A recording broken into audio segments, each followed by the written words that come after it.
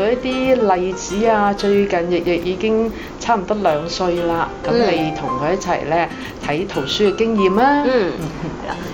我哋最近睇嘅圖書咧，佢開始有佢自己嘅喜好啦，因為差唔多2歲啦，係啦，咁好多時都係同佢嘅生活會有關係嘅，係啦，例如最近我哋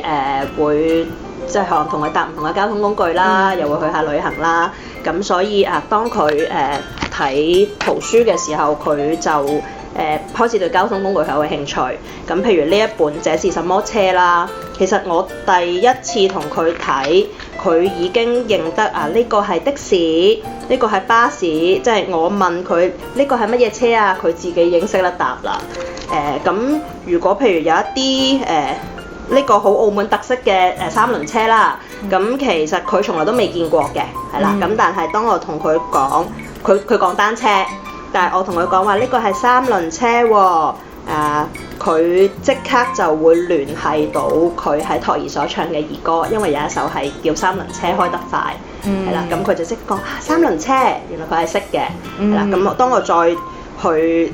同佢詳細講呢一個3輪車有凳坐嘅喎，呢個係人力3輪車，咁佢亦都即刻可以重複到我講呢個句子，人力3輪車。